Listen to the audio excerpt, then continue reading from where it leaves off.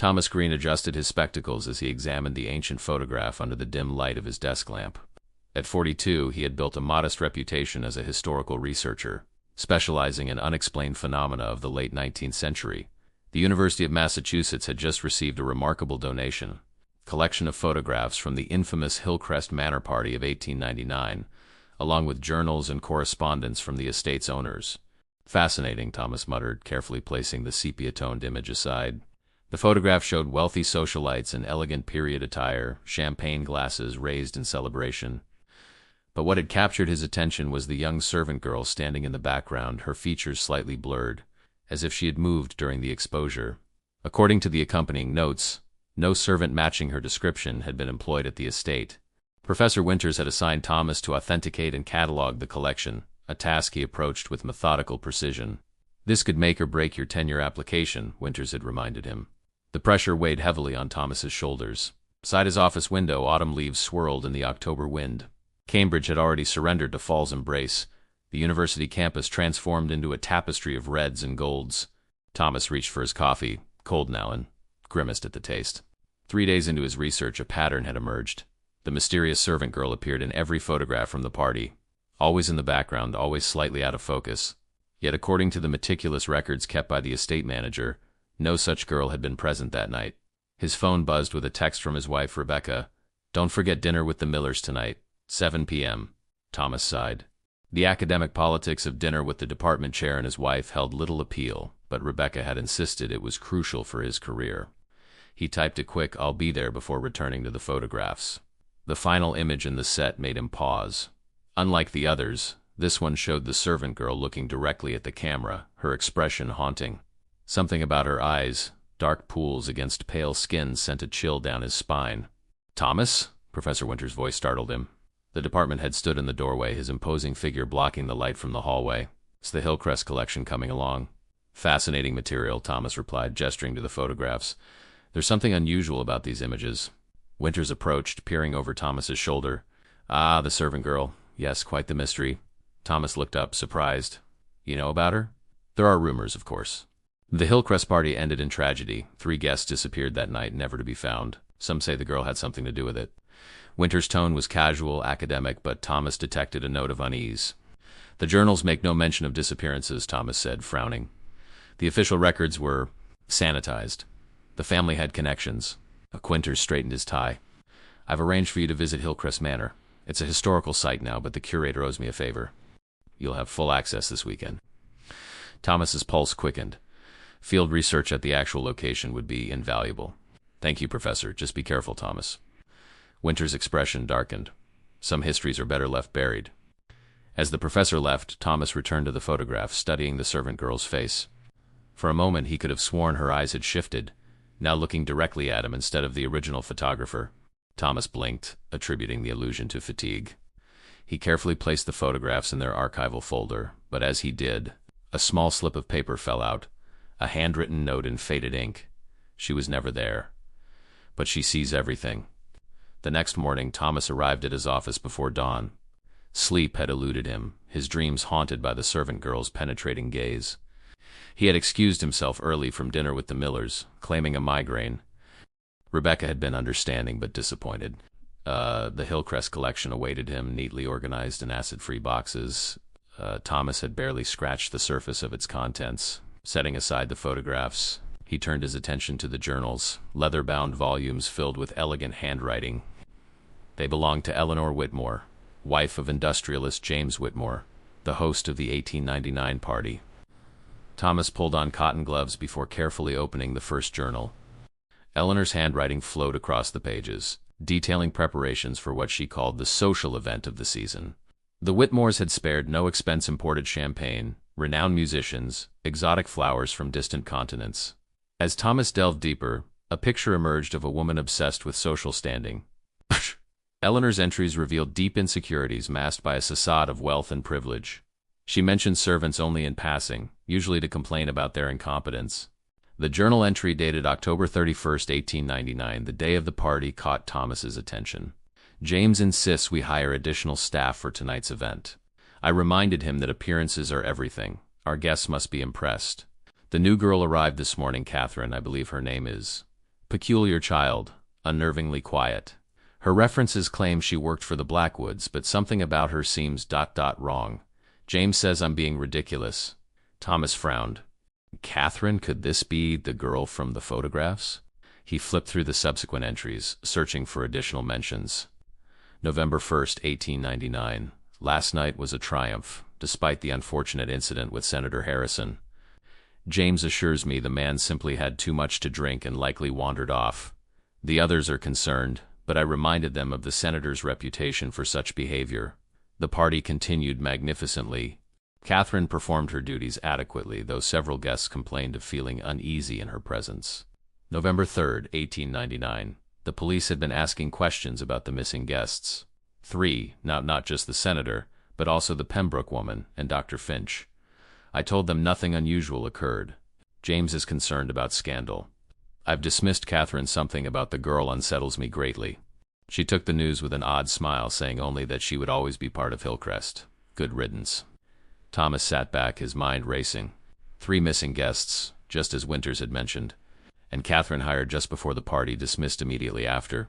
Yet according to the estate records, no Catherine had ever been officially employed. He reached for the photographs again, studying the servant girl's features more carefully. Was this Catherine? The image quality made it difficult to be certain. A knock at his door interrupted his thoughts. Rebecca stood there holding a paper bag. You forgot your lunch, she said, her expression a mixture of concern and annoyance. You didn't come to bed until after midnight. I'm sorry, Thomas said, gesturing to the journals. This research is consuming. Rebecca approached, placing the lunch on his desk. What's so fascinating about old party photos? Thomas hesitated, then showed her the photograph with the servant girl looking directly at the camera. See this girl? She appears in every photo from this party, but according to official records, she was never there. And 3 guests disappeared that night, never to be found. Rebecca studied the image, her forehead creasing. That's strange. She looks like like what? Thomas prompted when she fell silent. Nothing, just... There's something familiar about her. Rebecca handed back the photograph. Don't work too late tonight. You look exhausted. After Rebecca left, Thomas returned to the journals. The entries following Catherine's dismissal documented Eleanor's declining mental state. She wrote of nightmares, of glimpsing Catherine in mirrors and darkened windows. Her handwriting became increasingly erratic. The final entry, dated December 24th, 1899, sent a chill through Thomas. She is always here. Always watching. James says I'm being hysterical, that she's gone, but I know better. I see her in every shadow. The servants whisper that 3 more guests have gone missing from homes across the city. They don't understand it's Catherine. She's taking them, just as she took the others, just as she'll take us all. God help me. I can hear her footsteps outside my door now. The journal ended there. According to historical records, Eleanor Whitmore was found dead on Christmas morning, 1899. The official cause was listed as heart failure. Thomas closed the journal, his hands trembling slightly. His academic mind sought rational explanations, a servant girl scapegoated for coincidental disappearances, a neurotic socialite's descent into paranoia. Yet as he glanced at the photograph again, the servant girl's eyes seemed to follow him, her slight smile knowing and patient.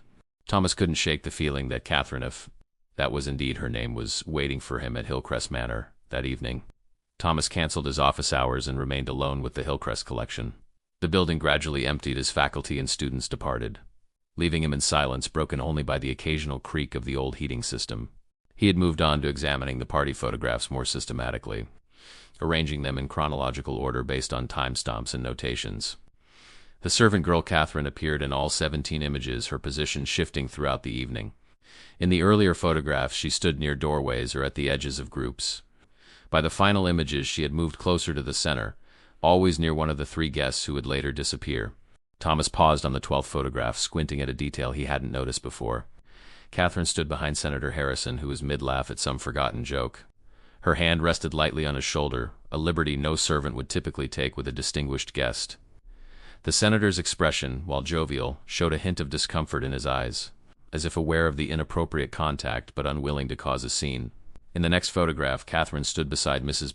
Pembroke, leaning close as if whispering something. The socialite's face was partially turned away from the camera, but her visible profile showed an expression of shock or fear. The 14th image featured Dr. Finch accepting a drink from Catherine. Unlike the others, he was looking directly at her, his expression unreadable. These were the 3 who vanished.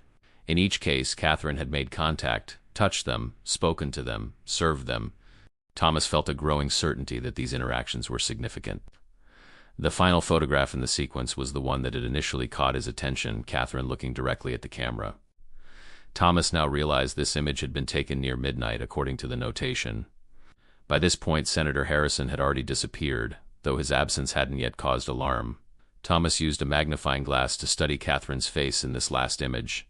Her expression wasn't merely neutral or demure as befitted a servant. She looked triumphant. Her slight smile contained a hint of satisfaction, her eyes gleaming with what could only be described as malice. As Thomas leaned closer, a startling detail emerged. Reflected in Catherine's eyes was a faint image, too small to make out clearly, but distinctly present. He fumbled for his phone, opening the camera app and zooming in on the photograph, increasing the digital magnification beyond what his simple glass could provide. The reflection in Catherine's eyes appeared to be a room, not the grand ballroom where the party was held, but a smaller, darker space. Thomas felt his throat tighten as he made out what looked like 3 indistinct figures in that reflected room. "Impossible," he whispered. Photography in 1899 couldn't have captured such a minute detail. Yet there it was, undeniable once seen. Thomas was so absorbed in his discovery that the sudden ringing of his phone made him jump. Rebecca's name flashed on the screen. "Thomas, it's after 9.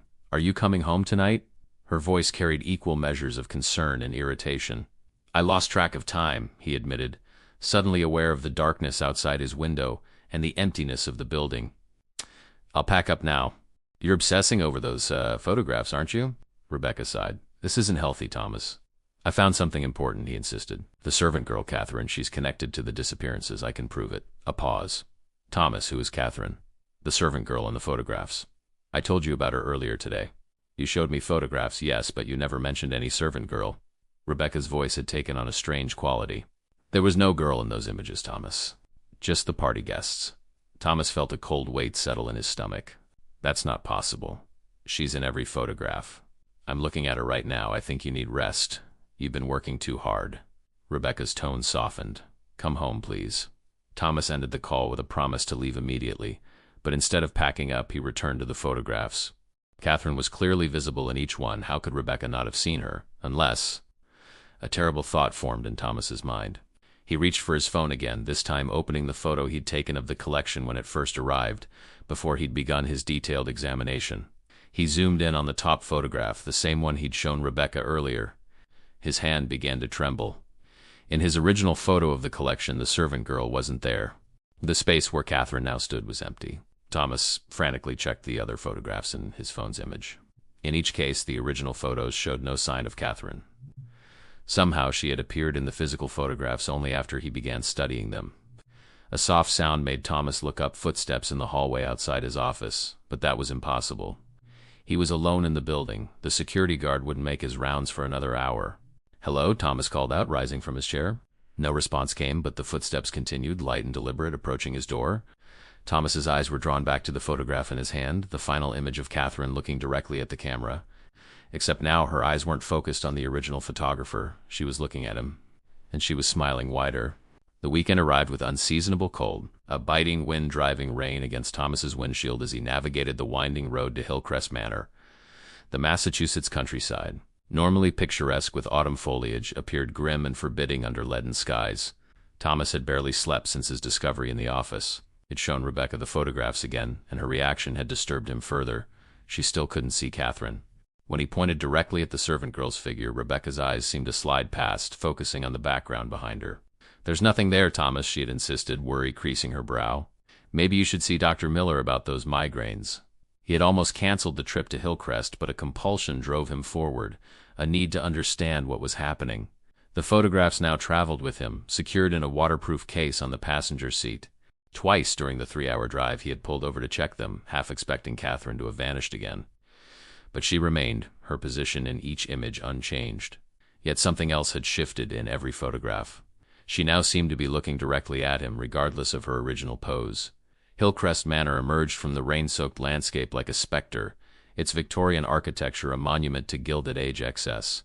3 stories of weathered stone and dark wood, crowned with a widow's walk and flanked by twisted oak trees. Once the pride of James Whitmore's industrial fortune, it now served as a museum preserving the era's opulence. The property stood isolated on a hill overlooking a small town that had grown increasingly desolate as manufacturing declined. Thomas noted with unease that few other cars occupied the visitor parking area. The off-season and poor weather had apparently discouraged tourists. Inside, the foyer retained its 19th-century grandeur: marble floors, mahogany paneling, a sweeping staircase. A middle-aged woman looked up from the reception desk, her expression brightening at the sight of a visitor. "Dr. Green? We've been expecting you." Professor Winters called ahead. She introduced herself as Margaret Wilson, the curator. "You're interested in the 1899 Halloween party, I understand." Thomas nodded, removing his rain-spattered glasses. "Particularly the servants who worked that night." Margaret's smile faltered slightly. "Well, the staff records from that period are incomplete. The Whitmore family experienced some difficulties after 1899. I'm researching a servant named Catherine," Thomas said, watching her reaction carefully. "Young woman, dark hair, pale complexion." The curator's hand moved unconsciously to the cross pendant at her throat. "I'm not familiar with that name from our records," she said after a pause, "but you're welcome to explore. The ballroom where the party was held is on the second floor. Most of the servants' quarters are in the east wing, though some areas are closed for restoration." She provided him with a visitor's badge and a map of the manor. "You have access to the research archives in the basement as well. Just be aware that the power has been inconsistent today because of the storm. If you need anything, I'll be here until 4. After that, the security guard makes regular rounds." Thomas thanked her and began his exploration. The manor was eerily quiet, his footsteps echoing on wooden floors. He made his way to the ballroom first, consulting the photographs to orient himself. The grand space had been meticulously preserved, crystal chandeliers suspended above a polished dance floor. Thomas could almost imagine the 1899 party, the music, laughter, flowing champagne. He positioned himself where the photographer had stood for several of the images, comparing the room's current appearance to the photographs. In one corner stood a display case containing artifacts from the party dance cards, invitations, a champagne flute. A placard mentioned the tragic disappearance of 3 prominent guests, attributing it to the hazards of travel in the era. Thomas snorted at the sanitized history. Nothing about Catherine, nothing about Eleanor Whitmore's subsequent paranoia and death. He continued to the servants' quarters in the east wing. These had been partially restored to show visitors how the downstairs staff lived and worked. The narrow hallways and small rooms contrasted starkly with the manor's opulent public spaces. One room gave Thomas pause, a small servant's bedroom at the end of the corridor. Unlike the others, this one lacked the usual educational placards and period furniture. It stood empty save for a rusted iron bed frame and a cracked mirror on the wall. The door bore no identification, but a sense of wrongness permeated the space. "That room isn't part of the tour," Margaret's voice startled him. She had approached silently down the carpeted hallway. "It's scheduled for renovation next spring." "Was this a servant's room in 1899?" Thomas asked. Margaret hesitated. "According to the floor plans, yes. But it hasn't been used since, well, for a very long time." She glanced at her watch. "I need to leave early because of the storm. The security guard, Mr. Finley, will be available if you need assistance. He'll be making rounds every hour." After she departed, Thomas returned to the mysterious room. Something about it called to him. He stepped inside, noticing how the temperature seemed to drop. The cracked mirror drew his attention, its tarnished surface reflecting his face in fragmented pieces. A floorboard creaked beneath his weight. Thomas knelt down, discovering that one board was loose. Prying it up revealed a small cavity containing a cloth-wrapped bundle. Thomas's heart raced as he carefully removed and unwrapped the hidden object, a small leather-bound book. Not a formal journal like Eleanor's, but a personal diary. Opening to the first page, he found a name written in careful script: Catherine Merrill, 1899, the servant girl's diary. Thomas could scarcely believe his luck. He began to read, the faded handwriting revealing the thoughts of a young woman desperate to escape poverty. May 15, 1899, secured position with the Blackwood family. Mrs. Blackwood is demanding but fair, better than the factory. My hands are healing from the machine burns. The entries continued, documenting Catherine's daily life and service. Then, in September 1899, the tone changed. September 28th. Mrs. Blackwood dismissed me today. Claims silver is missing. I took nothing. Where will I go now? October 10th. Met a strange woman today near the market. Elegant clothes, unusual accent. Offered me position with wealthy family for their Halloween celebration. Pay is extraordinary. Said I have the perfect look for what they need. Start October 31st. Thomas turned the page but found it partially torn away. The next intact entry was dated November 1st. It is done. 3 taken. She is pleased. Says I may continue in service if I bring more. The hunger is fierce now. I understand what I am becoming. The final entry chilled Thomas to his core. December 25th. The mistress suspected. She had to join the others. Master follows next. Then I must leave this place until memory fades. But I will return. Again and again. The house is mine now. And I will have more guests. Thunder crashed outside and the lights flickered before steadying again. Thomas carefully photographed each page of the diary with his phone, then replaced it exactly as he had found it. His academic mind struggled to process what he was reading. Who was the strange woman who had hired Catherine? What had happened at the party? The rational explanation was that Catherine had somehow assisted in the kidnapping or murder of the missing guests, perhaps at the direction of this mysterious employer. But that didn't explain how she appeared in photographs where she hadn't been before, or why Rebecca couldn't see her, unless... A horrible thought formed in Thomas's mind. What if Catherine wasn't merely a servant girl involved in disappearances? What if she was something else entirely?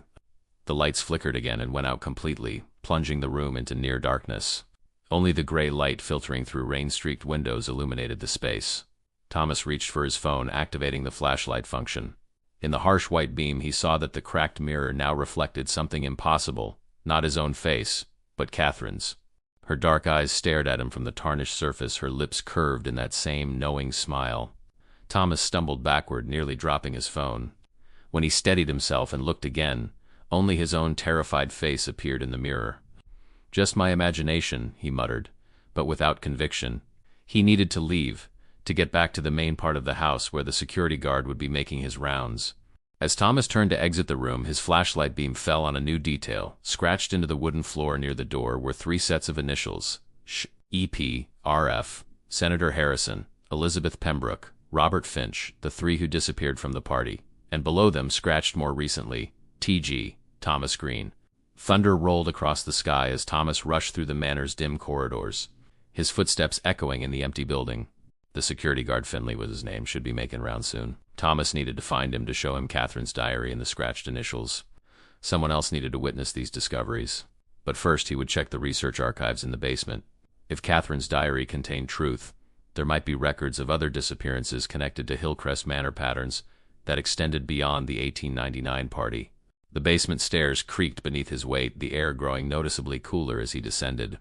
Without electricity, the space was illuminated only by emergency lights, casting an anemic glow over rows of filing cabinets and bookshelves. The archives were organized chronologically, each decade of the manor's history cataloged in dusty folders and boxes. Thomas found the section labeled 1900 to 1910 and began his search. If Catherine's diary suggested a pattern of disappearances, the aftermath should be documented here. The first folder contained newspaper clippings about James Whitmore's death in February 1900, barely 2 months after his wife. The official cause was listed as stroke, but a small article from a local paper hinted at unusual circumstances, and mentioned that a servant had discovered his body in a state of extreme terror. Thomas continued through the files, finding a pattern that sent chills down his spine. Every 25 years following the 1899 party, Hillcrest Manor had hosted a major social event, and each time, guests had vanished without explanation. 1924, a midsummer charity gala. 2 prominent businessmen disappeared after last being seen near the East Wing. 1949, a New Year's Eve celebration. A young debutante and her fiancé vanished, their car found abandoned in the manor's driveway. 1974, a political fundraiser. A congressman and a journalist covering the event were never seen again. 1999, a millennium party. 3 college students disappeared, leading to a police investigation that found no evidence of foul play. Each event had been hosted by different owners.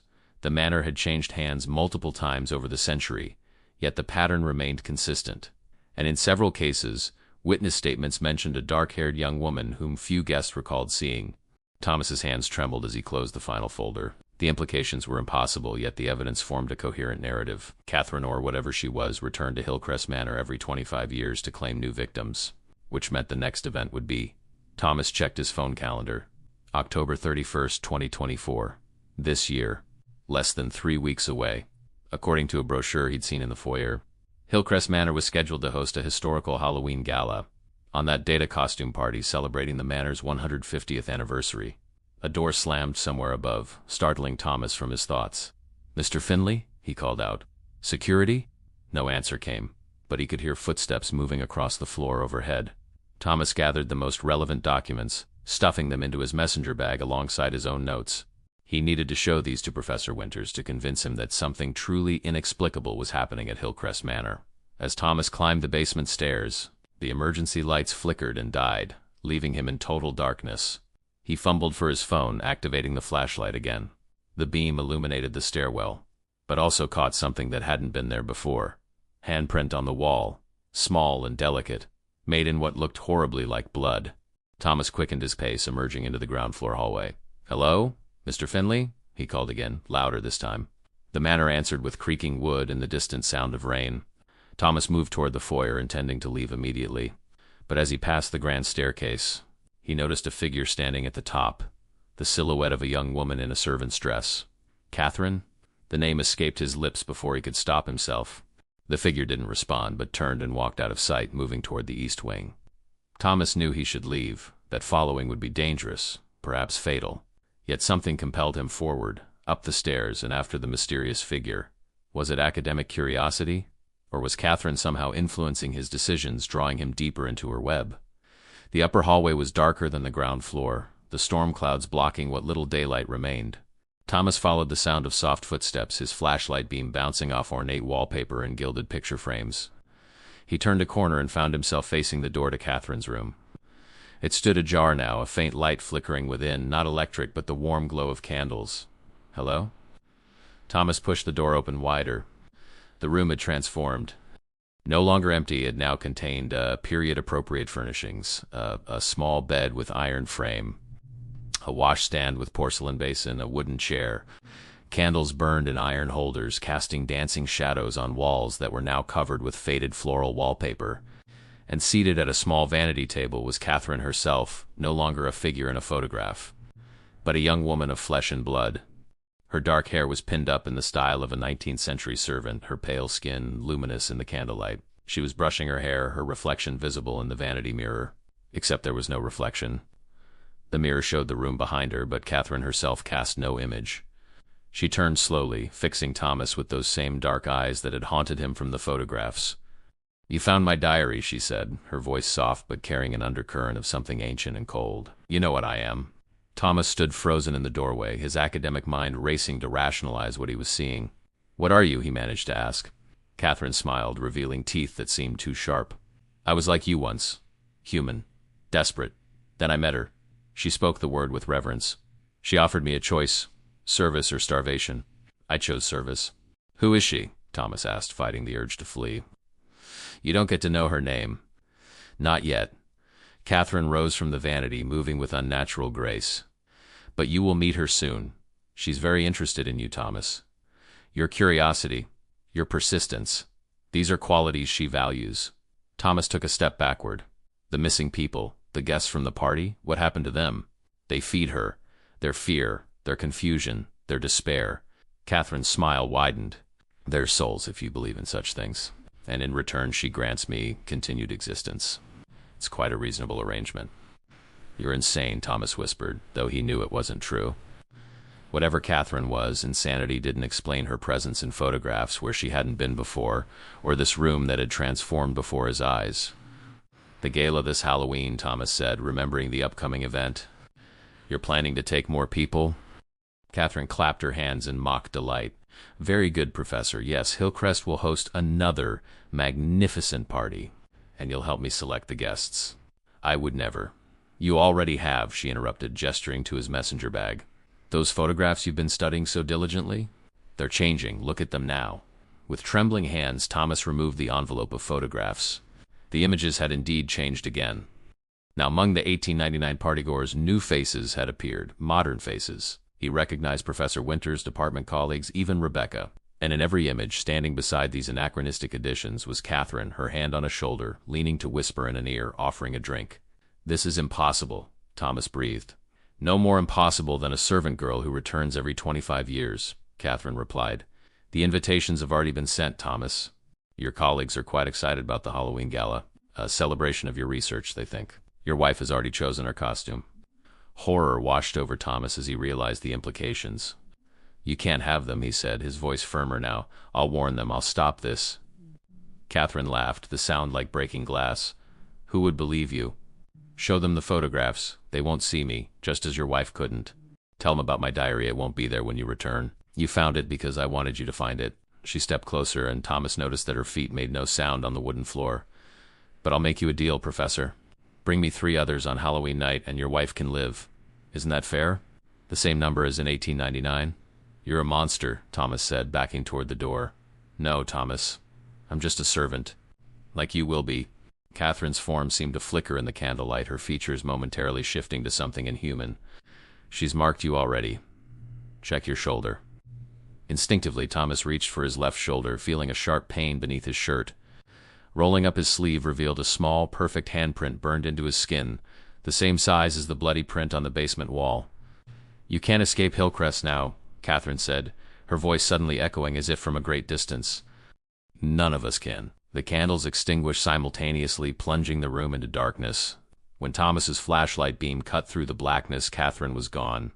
The room had returned to its empty, state-bare walls, rusted bed frame, cracked mirror. But on the floor where Catherine had stood lay a single object, an invitation card, ornate and embossed with gold lettering. "The trustees of Hillcrest Manor request the honor of your presence at our historical Halloween gala, October 31, 2024. Formal attire required in below." Handwritten in elegant script, 3 for her, or all for her. Choose wisely, Thomas. The storm had intensified by the time Thomas fled Hillcrest Manor, rain lashing his windshield as he navigated the winding road back toward Cambridge. His mind raced with fragmented thoughts, Catherine's impossible existence, the transformed room, the invitation with its chilling ultimatum. The burn on his shoulder throbbed beneath his shirt, a constant reminder that what he had experienced was no hallucination. Something had marked him, claimed him. Something connected to Hillcrest Manor and its recurring cycle of disappearances. Thomas's phone rang, the sound startling in the car's confined space.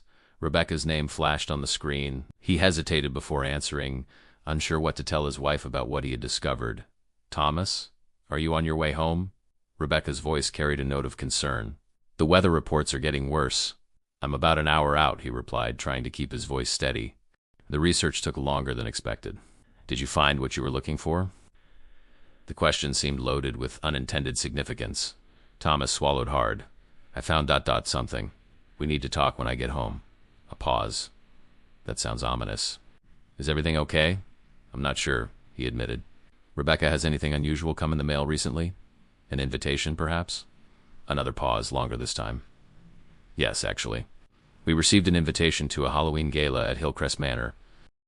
Professor Winters delivered it personally yesterday. He said it was to celebrate your research project. I thought you knew about it." Thomas's grip tightened on the steering wheel. "I didn't. Rebecca, listen to me. We can't attend that event. It's not safe." "What are you talking about?" "Thomas, you're scaring me. Please, just trust me on this. I'll explain everything when I get home." After ending the call, Thomas drove in tense silence, his thoughts churning with each mile that separated him from Hillcrest Manor. The rain had reduced visibility to mere yards ahead, forcing him to slow his pace. Twice he nearly missed turns, his mind preoccupied with Catherine and her chilling ultimatum. About halfway to Cambridge, Thomas pulled into a roadside diner, needing coffee and a moment to collect himself. The place was nearly deserted, just a bored waitress and an elderly couple in a corner booth. Thomas slid into a seat by the window, ordered black coffee, and spread the photographs on the table before him. The images had changed again. Now they showed only the original 1899 party guests, no sign of his colleagues or Rebecca, and Catherine had returned to her initial positions, no longer looking directly at him. It was as if the photographs were resetting themselves, erasing evidence of what he had witnessed. But the burn on his shoulder remained, a persistent pain that defied rational explanation. "Refill, hun?" The waitress appeared with a coffee pot. Thomas nodded, then on impulse asked, "Do you know anything about Hillcrest Manor?" The woman's expression tightened. "Old Whitmore Place? Been there 40 years and never set foot inside. Some places just feel wrong, you know? Have you heard stories about it? Disappearances, maybe?" She hesitated, glancing around the empty diner. "My aunt worked there as a cleaner back in the 70s. Quit after that political party where folks went missing. Said she saw things that weren't natural." She lowered her voice. "Said there was a girl there who wasn't really there, if you know what I mean. Young thing in old-fashioned clothes." Thomas felt his pulse quicken. Did she ever mention her name, Catherine, perhaps? The waitress frowned. Don't recall her name. But my aunt, she wasn't the superstitious type before that job. Afterwards, she wouldn't even have her picture taken. Said cameras could catch things the eye doesn't see. After paying for his coffee, Thomas returned to his car, the waitress's words echoing in his mind. Cameras could catch things the eye doesn't see. Catherine appeared in photographs but remained invisible to others viewing those same images. What did that mean about her nature? By the time Thomas reached home, it was past midnight.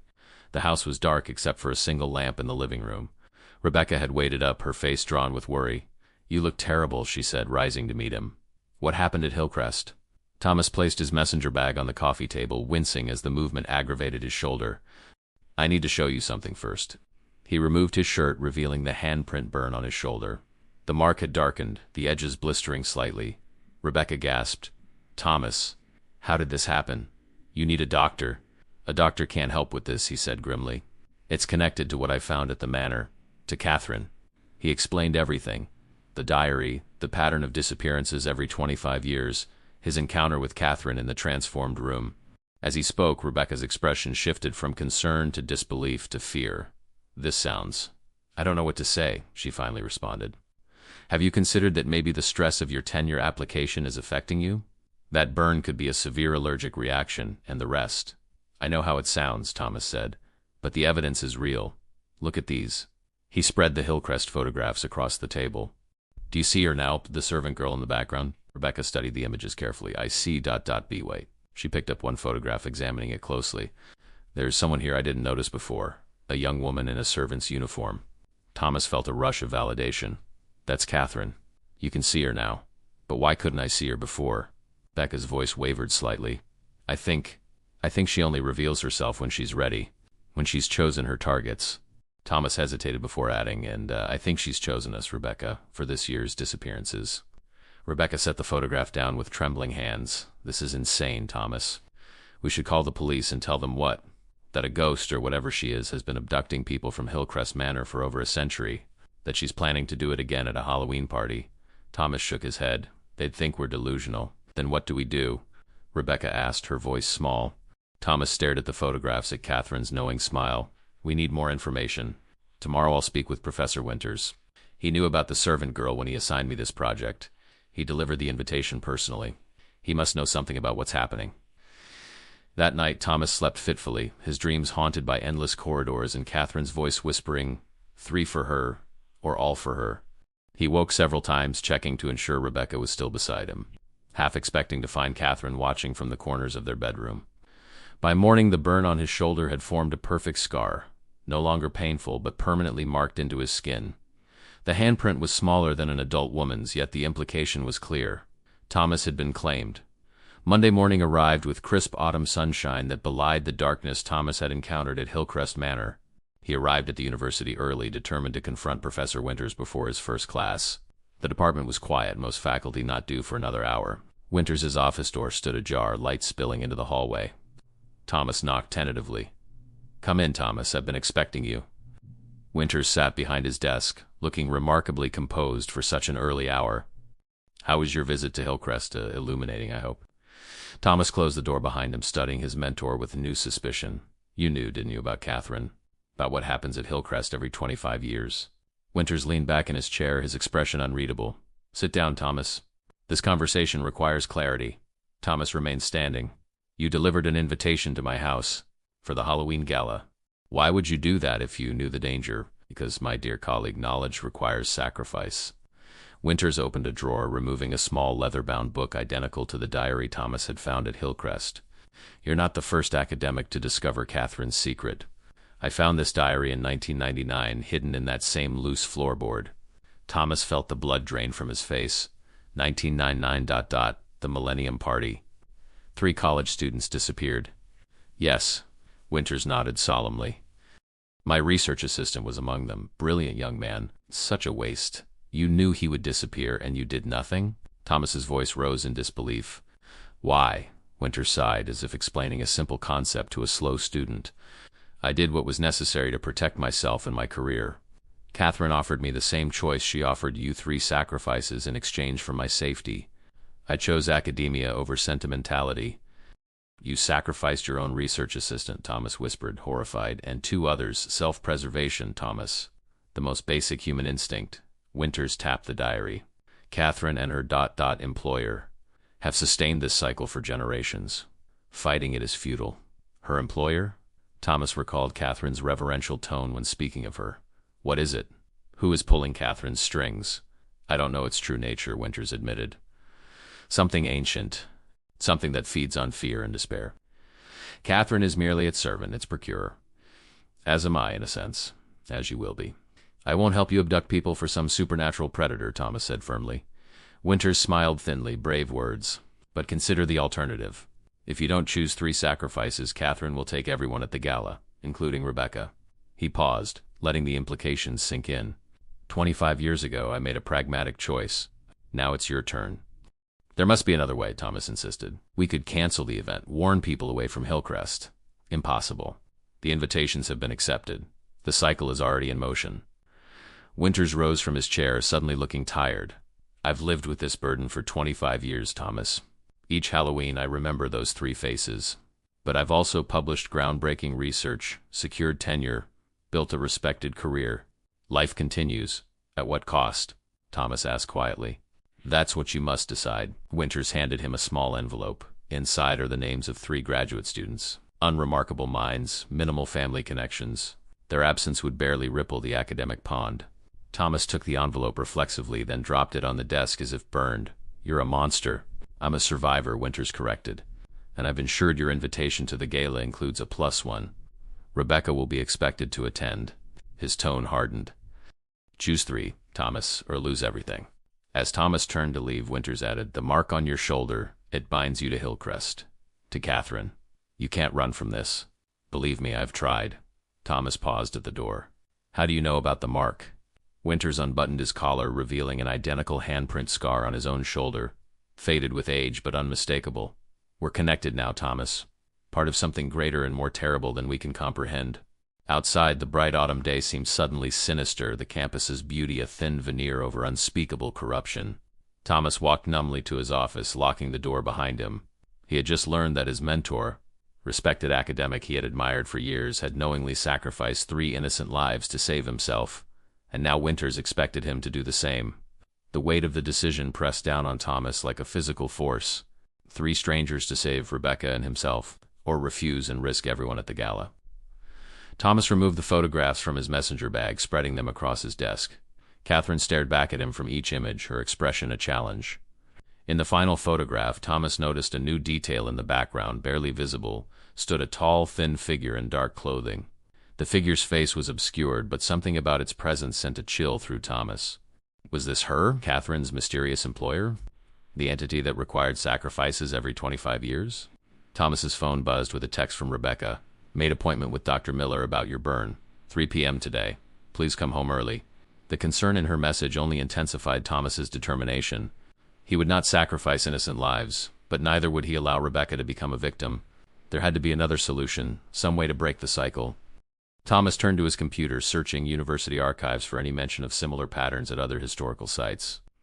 If Hillcrest Manor wasn't unique, perhaps others had found ways to combat these phenomena. Hours passed as Thomas pursued increasingly obscure research paths.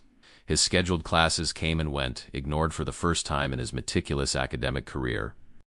By late afternoon, he had compiled a list of locations with similar patterns of disappearances: a hotel in Colorado, a mansion in New Orleans, an apartment building in Chicago. In each case, the cycle eventually ended, but not through intervention. The buildings had been destroyed by fire, demolition, or natural disaster. Was that the answer? Destroy Hillcrest Manor before Halloween? The idea seemed extreme, yet Thomas could see no alternative. The manor was registered as a historical landmark protected by preservation laws. Any attempt to damage it would bring legal consequences, but weighed against multiple lives. Thomas's phone rang. Rebecca, calling to remind him of the doctor's appointment. He answered distractedly, promising to meet her there. As he gathered his materials to leave, Thomas noticed a folded paper that had fallen from one of the historical documents he'd been examining. Opening it revealed a sketch of a strange symbol, concentric circles intersected by angular lines, forming a pattern that seemed to shift as he studied it. Below the symbol, a handwritten note read, "The binding mark. If broken, the servant is released. If completed, the master appears." Thomas touched his shoulder. feeling the handprint scar beneath his shirt. The binding mark? If this symbol could somehow release Catherine from her servitude, perhaps the cycle could be broken. With renewed determination, Thomas photographed the symbol and headed to the medical center to meet Rebecca. This was no longer just about saving himself or even a handful of potential victims. It was about ending a century-old pattern of supernatural predation. But as Thomas left his office, he failed to notice a figure watching from the shadows of the hallway, a young woman in outdated servant's attire, her dark eyes following his departure with calculated interest. Dr. Miller's examination of Thomas's burn did little to illuminate its origins. The physician's confusion was evident as he studied the perfectly formed handprint scar. "I've never seen anything like this," Miller admitted, adjusting his glasses. "It's not a typical burn pattern. Almost looks like, well, like someone with a very small hand pressed against your skin with incredible heat." He frowned. "You say this happened at Hillcrest Manor?" Thomas nodded, exchanging glances with Rebecca. They had agreed to provide minimal details, knowing the full truth would sound delusional. "Some kind of allergic reaction to something there, perhaps," Miller suggested, clearly reaching for rational explanations. "I'll prescribe a topical cream, but honestly, this appears to be fully healed already. A remarkably clean scar." After leaving the medical center, Thomas showed Rebecca the symbol he had discovered. They sat in a coffee shop near campus, their voices low despite the ambient noise of students and espresso machines. "If this is legitimate," Thomas explained, "it suggests Catherine is bound to whatever entity controls Hillcrest. Breaking that bond might free her and end the cycle of disappearances." Rebecca studied the symbol, her academic training as an art historian evident in her methodical analysis. "These patterns are reminiscent of Enochian sigils, occult symbols supposedly used to communicate with angels or demons. John Dee's work in the 16th century popularized them." She traced the lines with her finger. "But this specific configuration isn't familiar to me." "The note mentioned breaking the mark," Thomas said, "but also warned that completing it would summon the master." Rebecca looked up sharply. "Meaning this entity that Catherine serves? The one she calls her?" Thomas nodded grimly. "Which means we need to be extremely careful. Breaking the binding without summoning the master. How would we even use this symbol? Draw it somewhere. And where?" Rebecca's questions highlighted the practical challenges they faced. "I don't know yet," Thomas admitted, "but Hillcrest itself might contain more answers. The symbol was found among documents related to the manor. There might be similar information hidden there." Rebecca set down her coffee cup, her expression resolute. "Then we need to go back together this time." Thomas started to protest, but Rebecca cut him off. "I'm not letting you face this alone, Thomas. Besides, with my background in art history and symbolism, I might notice things you missed." That evening, they prepared for a return to Hillcrest Manor the following weekend. Thomas contacted Margaret Wilson, the curator, requesting another research visit. She seemed surprised, but agreed to grant them access on Saturday morning. Meanwhile, Thomas dove deeper into research about binding symbols and rituals of summoning. The university library's occult collection, normally a dusty, neglected corner, became his second home. Rebecca joined him when her teaching schedule allowed, bringing relevant texts from the art history department. On Wednesday afternoon, Thomas received an unexpected visitor, Professor Winters, who entered his office without knocking. "Have you made your decision?" Winters asked without preamble. "The gala is just over 2 weeks away." Thomas carefully kept the symbol and his research materials out of sight. "I'm still considering my options." "There are no options, Thomas. Only choices." Winters' voice carried an edge of desperation. "Don't make this harder than it needs to be." "Why did you assign me the Hillcrest collection?" Thomas asked suddenly. "You knew what would happen." Winters hesitated before answering. "It wasn't entirely my choice. Catherine ... She chooses the next custodian. 25 years ago, she showed me your name, though you were just a graduate student then. The cycle requires preparation. I was marked long before I ever saw her photograph," Thomas realized. "We all were." Winters moved toward the door, then paused. "Whatever you're planning, and I can see you're planning something, be careful. Others have tried to break the cycle. They didn't succeed." His hand moved unconsciously to his shoulder, to the hidden scar beneath his shirt. "Don't make me attend another memorial service, Thomas." 8. After Winters left, Thomas called Rebecca. "We need to accelerate our timeline. Winters suspects something." They arranged to visit Hillcrest the next day, claiming a scheduling conflict with their original weekend appointment. Margaret Wilson was accommodating, if a bit perplexed by their urgency. That night, Thomas dreamed of Catherine again, but this time she wasn't alone. A taller figure stood behind her, the same shadowy presence he had noticed in the photograph. In the dream, the figure reached toward him with impossibly long fingers, touching his scarred shoulder. Thomas awoke gasping, the mark burning as if freshly branded. Rebecca stirred beside him. "Another nightmare?" "Yes," Thomas whispered in the darkness, "but also A realization. The binding mark isn't just the symbol, it's the handprint itself. What do you mean? In my dream, the entity, whatever Catherine serves, touched my shoulder where Catherine's handprint is. I think the handprint is the initial binding, and the symbol we found is the key to breaking it. Rebecca switched on the bedside lamp, sleep forgotten. So if we use the symbol correctly, we could break Catherine's control over you, and perhaps her own binding to this entity. That's my theory, Thomas said. But we need to find out where and how the symbol should be applied, and we need to do it before Halloween. The next morning dawned gray and cool as Thomas and Rebecca drove to Hillcrest Manor. The countryside seemed dreary now, the fall foliage past its peak, dead leaves swirling across the road like omens. Margaret Wilson greeted them with professional courtesy, though Thomas noticed dark circles under her eyes and a certain tension in her manner. The manor's been active lately, she explained when he inquired about her well-being. Strange noises at night. Objects moving. The restoration team refuses to work in the East Wing now, where Catherine's room is located, Thomas noted. Margaret gave him a sharp look. You know about her? The servant girl from 1899, Thomas confirmed. Yes, we found records of her. The curator glanced around nervously, though they were alone in the foyer. My grandmother worked here as a girl. She told stories. Said Catherine wasn't just a servant. Said she was something else wearing a servant's skin. Rebecca exchanged glances with Thomas. Mrs. Wilson, do you know anything about symbols associated with Hillcrest, particularly this one? She showed the curator a sketch of the binding symbol. Margaret's face paled. Where did you find this? Among historical documents related to the manor, Thomas explained. Do you recognize it? It's carved into the foundation stones, Margaret whispered. In the basement beneath the East Wing. The original construction crew placed it there, supposedly to protect the house. She laughed bitterly. Fat lot of good it did. Thomas felt a surge of excitement. We need to see it. Can you show us? Margaret hesitated, then nodded. Follow me, but I won't go into that room. Not after what happened to the last researcher who disturbed it. What happened? Rebecca asked as they followed Margaret toward the basement stairs. Professor Winters' assistant back in '99. Nice young man. Asked too many questions about Catherine. He disappeared during the Millennium Party along with 2 students. Margaret's voice dropped. Winters never seemed surprised. Never even filed a missing persons report. The basement was colder than Thomas remembered, the air heavy with moisture and age. Margaret led them through the archives to a heavy door at the far end. This leads to the original foundation. The symbol is carved into the cornerstone in the northeast corner. That's all I know. She handed Thomas a flashlight. I'll wait here. Thomas and Rebecca proceeded alone, the flashlight beam cutting through decades of dust and cobwebs. The foundation room was a cramped space of rough stone and exposed beams, the ceiling so low that Thomas had to stoop. Quote, there, Rebecca pointed to the corner. The massive cornerstone bore a carving, the same symbol from the document, but with a significant difference. At the center of the concentric circles was a handprint impression carved into the stone. It's not complete, Thomas realized, comparing it to the sketch. Some of the lines are missing. Rebecca examined the carving closely, these grooves in the stone. They look like they're meant to be filled with something. Blood, perhaps? Thomas shuddered at the implication. If completing the symbol summons the master, as the note warned, then someone deliberately left it incomplete. Rebecca finished his thought. To prevent the summoning, while still maintaining Catherine's binding. Thomas touched his scarred shoulder, an idea forming.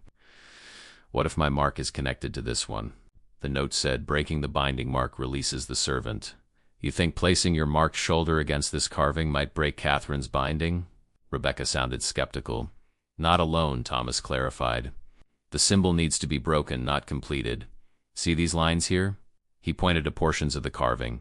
If we could erase or alter these specific elements without completing the central pattern. A soft laugh from the doorway interrupted them. Clever, Professor, but not clever enough. They turned to find Catherine standing there. No longer in her servant's attire, but dressed in modern clothes, jeans, and a dark sweater that made her pale skin seem almost luminous in the dim light. Margaret was nowhere to be seen. Where's the curator? Thomas demanded, stepping protectively in front of Rebecca. Mrs. Wilson decided to take an early lunch, Catherine said with a predatory smile. She never comes down here anyway. Too many ... unpleasant memories. You're bound to this place, Thomas said, gesturing to the cornerstone. To whatever entity carved this symbol. Catherine's smile faltered slightly. Bound, yes. As you are now bound, Thomas Green. As your mentor was bound before you. A chain of custodians ensuring the feast continues. We can break that chain, Thomas insisted. Free you from whatever controls you. For a moment, something like longing flickered across Catherine's features. Freedom? After 126 years of service? I wouldn't know what to do with such a thing. She stepped closer, her movements unnaturally fluid. Besides, breaking my binding wouldn't end well for you. She would be, displeased. Who is she? Rebecca asked, speaking directly to Catherine for the first time. What kind of entity requires human sacrifices every 25 years?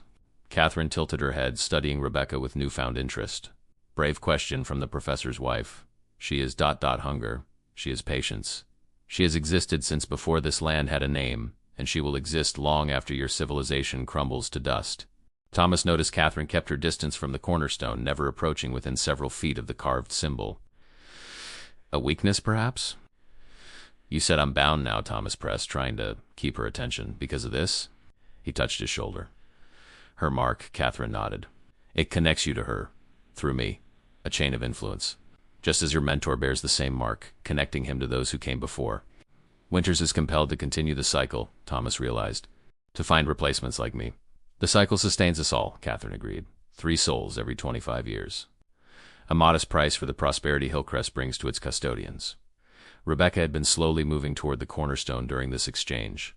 Now she knelt beside it, examining the carved symbol more closely. These marks are recent, she observed. Someone has been maintaining the carving. Catherine's attention snapped to Rebecca. Step away from there, she hissed, her pleasant demeanor evaporating. That doesn't concern you. I think it does, Rebecca countered, her academic confidence asserting itself. This symbol is incomplete, deliberately so, because completing it would summon her, Catherine acknowledged, her expression darkening. And trust me, you don't want that. The binding protects you as much as it constrains me. Thomas saw an opportunity in Catherine's reaction. So breaking the binding without completing the symbol would free you without summoning your master. Catherine's laugh held no humor. Theoretical questions from the professor. How typical. She glanced nervously at the cornerstone. You should leave now, both of you. The gala preparations require my attention. We're not going anywhere, Thomas stated firmly. Not until we understand how to end this cycle. Catherine's form seemed to flicker, like a television with poor reception.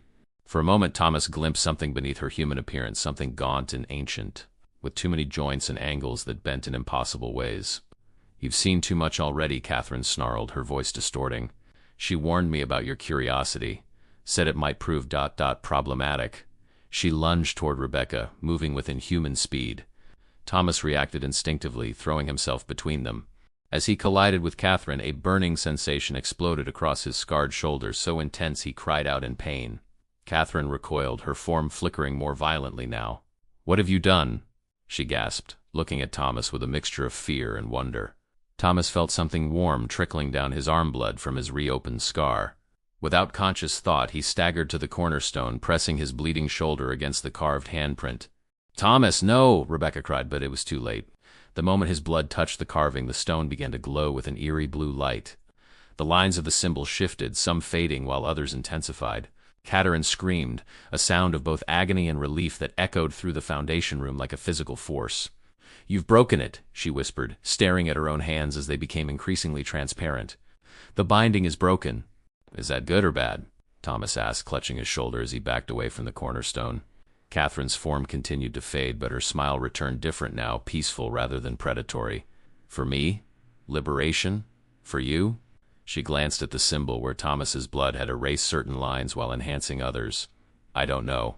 You've altered the pattern, not completed it. She won't be summoned, but double quotes, but what? Rebecca demanded. The cycle is broken, Catherine said, now barely visible. Hillcrest's hunger may seek alternative arrangements. With those cryptic words, she vanished completely, leaving Thomas and Rebecca alone in the foundation room. The cornerstone's glow faded, returning to ordinary stone, though the carving now looked weathered and eroded as if centuries had passed in moments. Is it over? Rebecca asked, helping Thomas to his feet. Did we stop it? I think we broke Catherine's binding, Thomas said, examining his shoulder. The handprint scar was fading before their eyes, the skin returning to normal. But as for what happens next, A low rumble interrupted him, the foundation stones vibrating beneath their feet. Dust rained down from the ceiling beams. We need to get out of here, Thomas urged, taking Rebecca's hand. Now. They rushed through the basement archives and up the stairs, emerging into the manor's grand foyer just as the chandeliers began to sway ominously. Margaret Wilson was nowhere to be seen, but the front door stood open as if inviting their escape. Outside, they turned to look back at Hillcrest Manor. The stately building seemed to be folding in on itself, windows shattering, walls cracking, the entire structure collapsing not outward but inward, as if being consumed by some force at its center. "My God," Rebecca breathed. "The whole place is imploding." They watched from a safe distance as Hillcrest Manor, the site of a century of mysterious disappearances, collapsed into ruins, leaving nothing but a pile of rubble atop its ancient foundation. "Catherine said the cycle was broken," Thomas said, holding Rebecca close. "That Hillcrest Hunger might seek alternative arrangements." "What do you think that means?" Rebecca asked. Thomas shook his head, watching as dust rose from the destruction of Hillcrest Manor. "I don't know, but I think we'll need to be vigilant. Whatever entity Catherine served, whatever she is, might not be so easily defeated." As they turned to leave, Thomas noticed something among the fallen leaves near their car, a small white rectangle. An invitation card, identical to the one Catherine had left for him in her room. But when he picked it up, the text had changed. "The cycle is broken. The binding is released. SLUMBERS ... for now." And below, in familiar, elegant script, "Thank you, Thomas. See you in 25 years. The story isn't over yet. The real horror will unfold in part 2. Subscribe before the night takes you."